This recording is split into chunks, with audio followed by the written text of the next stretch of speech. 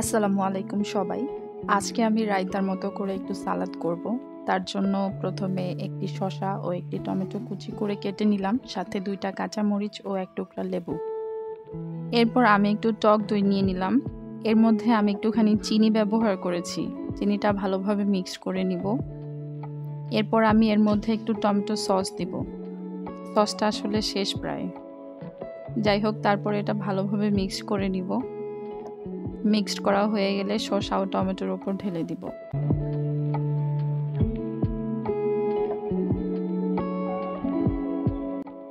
টক দই এবং টমেটো সসের মিশ্রণটা আমার কাছে ভালোই লাগে। এরপর আমি এর মধ্যে কয়েকটা কাঠবাদাম দিয়ে দিব। বাদামগুলো আমি আস্তই দিয়ে দিলাম।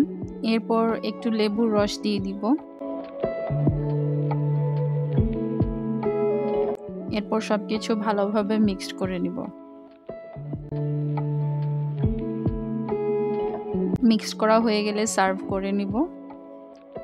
সালাদটা আসলে দেখতে যতটা ভালো লাগছে, খেতেও আলহামদুলিল্লাহ ভালো হয়েছে। এই সালাদটা আমি মাঝে মধ্যেই বানিয়ে খাই। আপনারাও চাইলে ট্রাই করতে পারেন। Thank you for watching.